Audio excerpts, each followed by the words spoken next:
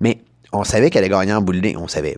Ça dépend. Tu avais toujours l'espoir qu'ils perdent, mais c'est rare que tu avais un gars qui réussissait à vendre des tickets puis à faire des shows sold out en mangeant des volets. Mais Ric Flair, c'était son travail.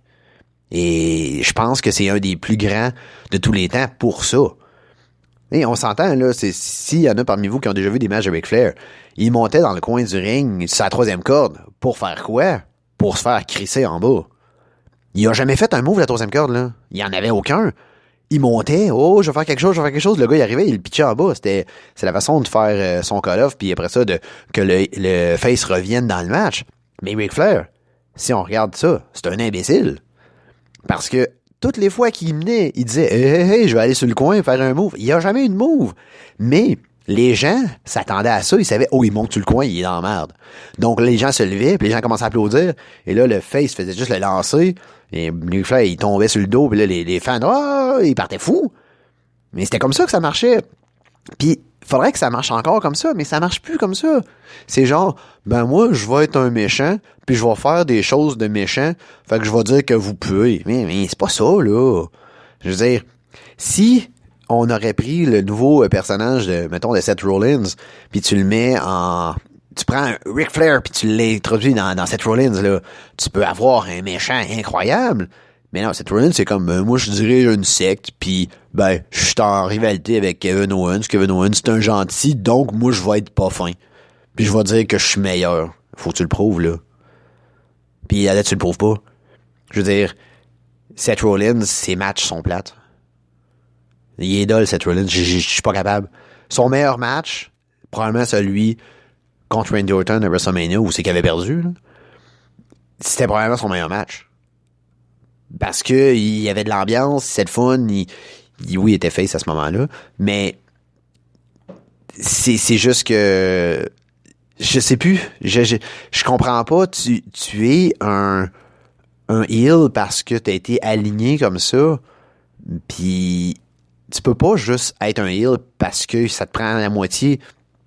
Tu sais, maintenant, on regarde, mettons, Randy Orton, il est rendu heel parce qu'il a failli tuer Edge. Bon, ça, c'est critique. C'est un moment charnière. Les gars, il a failli faire un meurtre, là. OK, c'est un méchant. C'est légitime, là. Je vais y croire. Mais Seth Rollins, je me pars une sec, je suis méchant. Non. Je suis désolé, mais ça n'a pas de sens. Fait que, tu sais, si t'essayes de faire en sorte que tes shows aient de la vie, puis aient une âme, et puis tu m'arrives avec des personnages vides, des coquilles comme ça, je suis comme, mais voyons, si ben poche, là.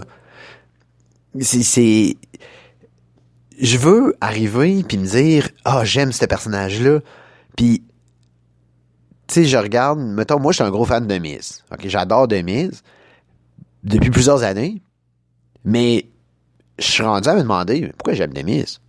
Qu'est-ce qu'il fait, The Miz? Il fait rien. Il est associé là avec Johnny Nitro ou whatever, là.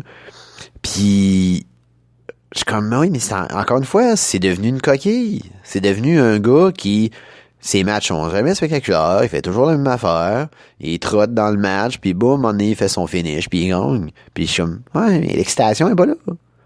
L'excitation qu'on avait, là, une couple d'années, elle est pas là. Puis c'est pas une question que je suis blasé par la lutte, là. C'est pas ça, là. Parce que si j'étais blasé par la lutte, j'écouterais vraiment pas de lutte. Puis c'est pas mal quelque chose que je fais beaucoup. Parce que c'est un sport que j'aime. Ben, pas que j'aime. C'est un sport que j'adore, je devrais le dire comme ça. C'est vraiment mon sport préféré. Puis, je me tanne pas de regarder ça. Quand c'est excitant. Tu sais, souvent, là, je me promène sur YouTube, puis là, surtout maintenant, avec ce qui arrive, on a plein de fédérations qui mettent des shows gratuits. Fait que là, je suis comme, ça c'est bon. Puis là, je vois deux personnes, puis je me dis, ça va être bon. J'ai eu la chance... hier de regarder un match de la C4, une fédération qui est à Ottawa depuis plusieurs années. Ça doit faire une douzaine d'années qu'ils sont à Ottawa. Et puis C4, c'est vraiment là, de la qualité. Là. J'ai eu assisté à plusieurs de leurs spectacles dans les dernières années. Et puis vraiment, c'est toujours des bons shows. Ils réussissent à avoir des invités internationaux toujours. Un des derniers spectacles qu'ils ont fait justement l'année passée, il y avait eu Cody Rhodes, entre autres, avec MJF puis Sean Spears. Ça vous donnait une idée de la grosseur de la fédération. Et puis, justement, ils ont présenté un match avec Speedball Mike Bailey. S'il y en a parmi vous qui connaissent Speedball Mike Bailey, c'est un gars qui fait des arts martiaux, un genre de judo ou karaté, je sais pas exactement, je pense que c'est judo. Et puis, il est devenu lutteur. Puis, il est vraiment spectaculaire. Il a des coups de pied partout. Puis, il est vraiment bon. Il roule sa bosse un peu partout dans le monde. Puis, il travaille beaucoup en Europe, en Allemagne aussi. Il va au Japon. Il était dans DDT, d'ailleurs, dans une fédération qui a été avec Kenny Omega. En tout cas, il fait le tour du monde. Il est juste pas aux États-Unis. Puis là, il vient souvent au Canada faire des shows. Puis bref, il était là dans son jeune temps. Puis il était en rivalité avec Kevin Steen. Kevin Steen, c'est Kevin Owens. Donc, ils ont présenté le match. Et puis, c'est un match, on parle en 2014, je crois. Et puis, c'est merveilleux. C'est absolument merveilleux. Puis on parle devant une foule de 500 personnes, là. Et puis, je pense que c'est, dans l'indépendant, un des meilleurs matchs que j'ai vus. Puis, j'aime pas ça dire l'indépendant, parce que maintenant, c'est tellement bien filmé, puis la foule est tellement dedans, parce que la foule qui est là, c'est les 500 personnes qui y vont. C'est 500 personnes qui ont payé leur ticket pour y aller. T'as pas un figurant qui fait « C'est quoi la lutte, tu connais pas ça? » Il y a pas personne qui est de même, là. Les gens viennent parce qu'ils savent c'est quoi. Ils viennent triper, puis ils viennent pas chialer contre le show en se disant « Oh, c'est pas vrai » ou peu importe, là. C'est vraiment des fans. Des fans du sport en général. Un peu comme le junior majeur. Des gens qui vont voir du junior majeur, là, ils aiment ça, là, OK. Ils aiment le junior. Il y a pas personne qui va aller voir une game de junior majeur en disant que c'est des focales. Sinon, tu restes chez vous, là. Tu vas pas perdre ton temps à aller là. C'est pas comme, mettons, que tu vas voir le Canadien. Bon, ça se peut que tu aies gagné des billets ou ça se peut que ton ami t'ait invité et tu connais pas ça. Ça se peut, là. Mais quand tu parles de fédération ou de ligue plus mineure, il faut que tu connaisses le produit. Ben, si tu connais pas le produit, t'es pas intéressé. C'est ça aussi. Ça, moi, j'adore aller voir de l'indie. J'adore ça parce que je sais que tous les gens qui sont dans la salle ont du fun. Puis tous les gens crient, puis ils chantent avec les gens, puis ils ont du plaisir, puis ils applaudissent, puis... Mais j'aimerais ça pouvoir retrouver cette ambiance-là dans les shows de télé aussi. Puis justement, pour terminer avec le C4, j'ai regardé le match, puis je vous conseille fortement d'aller voir ça sur YouTube. C4, ça s'appelle The Warrior. C'est un show de 2014. Et j'ai pas regardé toute la carte. Il y a quand même des gros matchs sur la carte, mais ce match-là, entre autres, c'est l'avoir vu live, je pense que j'aurais pleuré. Tellement c'était merveilleux. C'était beau, c'était bien construit. La histoire était bien racontée. C'est là que tu vois à quel point un heel est heel, puis un face est face. Mais moi, je fais souvent la comparaison du Joker puis de Batman. C'est comme ça qu'il faut être. C'est que si ton heel, c'est le Joker, ton face, c'est Batman. Parce que plus ton méchant est méchant, plus ton gentil est gentil. Parce que ton méchant est tellement méchant que le gentil, pour venir à bout, il faut qu'il utilise toutes les tactiques possibles au monde pour réussir à s'en sortir. Puis on le sait que, pour l'exemple, ce qui est logique, c'est que le Joker a pas de super pouvoir, puis Batman non plus a pas de super pouvoir. Fait que c'est deux humains. Donc, ils vivent des conflits d'humains. Fait que, OK, je sais que Joker il met des bombes, puis il veut empoisonner les gens, puis il les fait rire, là, mais l'idée de base est là. Donc, si t'es assez evil pour avoir, sans pouvoir, être comme le Joker, tu vas faire briller ton face, ça n'a pas de bon sens. Puis Kevin Owens ou Kevin Steen, à ce moment-là, était dans cette situation-là, c'était le Joker. Il était vraiment méchant. Donc, Speedball, il a brillé, ça n'a pas de bon sens. Donc, c'est ça, je vous conseille fortement d'aller voir ça, puis vous allez probablement retomber en amour avec la lutte, parce que c'était vraiment un super combat. Il y en a plein comme ça sur Internet, là. Super, j'ai vu du Evolve, entre autres. Après ça, il y a... j'aime ça sortir un peu de la WWE, parce que la WWE, ils ont un moule, puis on fait ça de même, puis c'est ça qu'on fait, puis on s'en va toujours dans la même direction, puis tous les lutteurs, t'as juste à changer leur chandail, puis ben, c'est le même gars, tu sais, ils luttent pareil, ils font les mêmes... Spac. J'aime ça voir d'autres choses. J'aime ça voir des gens réinventer un peu la roue, puis c'est ça qui est plaisant. Donc, on s'en va vers justement WrestleMania, Puis là, ils sont en train de les enregistrer en toute vitesse parce que là, ils sont à veille de fermer la Floride au complet, puis les tours en Floride aussi. Fait que là, ils sont à veille d'être obligés d'être expulsés des locaux. Fait que là, ils roulent, puis je sais pas à quoi ça va ressembler WrestleMania dans 2 semaines. Fait que je sais pas si ça va être un bon show ou non. Peut-être, je sais pas. On dirait que les pay-per-views sont rendus un peu dans la même catégorie que les NXT TakeOver, c'est-à-dire, j'adore regarder NXT TakeOver. Il y en a 5 par année, par exemple. Mais je regarde pas le build-up. Je regarde pas l'émission de NXT. Mais le TakeOver, c'est 5 matchs. Puis je sais que ça va être 5 matchs de fou. Fait que c'est un peu ça la différence. Tandis que quand t'arrives avec un pay-per-view, mettons, pas Hell in a Cell, mais mettons un autre, là, mettons Stomping Ground, par exemple, puis que la veille, t'as 2 matchs annoncés, puis tu sais que le pay-per-view dure 4 heures, ça veut dire que ton build-up est faible un peu. Bref, c'est quand même...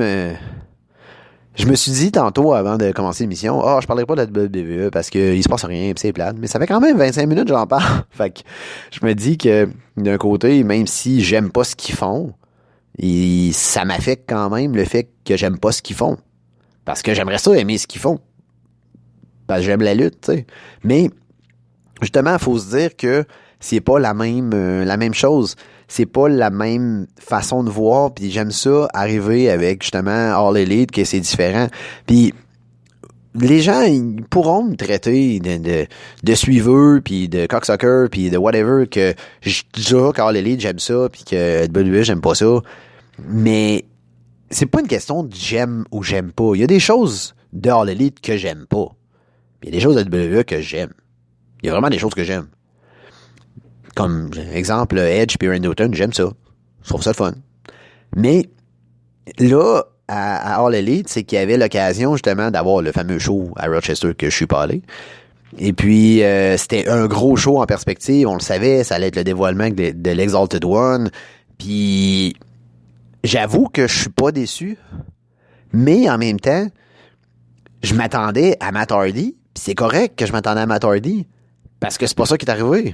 Fait que là, en dévoilant que l'Exalted One, c'était Brody Lee, qui était le choix numéro 2, ça faisait en sorte que Matt Hardy était pas là. Fait que quand ils sont arrivés à la fin, pis qu'ils nous ont swervé avec Vanguard One, là, j'avoue que je l'ai perdu dans mon salon. J'étais comme, oh shit, c'est Matt Hardy. Pis je pense pas que personne, à part, mettons, Nostradamus, qui aurait pu prédire que Matt Hardy allait arriver à la fin. Il y a personne qui le savait, là. C'était impossible. Si, en tant que fans ou critiques ou journalistes ou peu importe de lutte, tu fais je savais que Matt Hardy arrivait. Non, c'est pas vrai, tu le savais pas. Tu peux pas savoir, c'était impossible. C'était dans le top des swerves les plus brillants que j'ai vus. Parce que ils nous ont tellement éteint Matt Hardy avec l'Exalted One qu'après ça, il est sorti de ta tête, là. Parce que c'était la grosse affaire. C'était ça. L'élément principal, c'était le Exalted One. Une fois que tu l'avais fait, une fois que tu m'avais donné ça, ben mes attentes étaient tombées, là. J'avais plus rien. J'étais comme, ouais, c'est bon, c'est fini. Il va arriver d'autres choses de le fun dans l'émission, mais c'est tout, là. On passe à d'autres choses après. Mais, est-ce que le fait du dévoilement est positif ou négatif? On va le savoir dans les prochaines semaines. Puis là, le problème, c'est qu'avec ce qui arrive, c'est que là, le Dark Order peut pas être là. Donc, cette semaine, Brody Lee était tout seul, avec les Silver puis l'autre, je me rappelle jamais de son nom, là, les Beaver Boys, là. Il était avec eux autres, et puis avec sa promo du souper qui était, ma foi, extraordinaire. Mais est-ce qu'ils vont vraiment s'en aller vers ça? Le Exalted One qui est Vince McMahon, je le sais pas. Mais Vince McMahon, en même temps, ça peut être qui? Ça peut être n'importe quel boss hystérique. Fait que c'est pas nécessairement lui. Mais j'avoue que le call du gars qui éternue, c'était vraiment très drôle. Parce que Vince McMahon a une phobie des gens qui éternuent. Et puis, il pète sa coche quand le monde il éternue, puis là, il met à la porte. Fait que je trouvais ça très le fun, mais en même temps, ça jouait avec le fait que ce temps-ci, si t'éternues, tu te fais regarder croche. Fait que c'était comme une double joke. Sauf, est-ce qu'ils vont y aller dans cette veine-là? Est-ce qu'ils vont exploiter le fait que Brody Lee, c'est un Vince McMahon fou? Moi, j'haïs pas ça. Mais à un moment donné, il va falloir qu'il se détache. Il va falloir qu'il soit lui-même.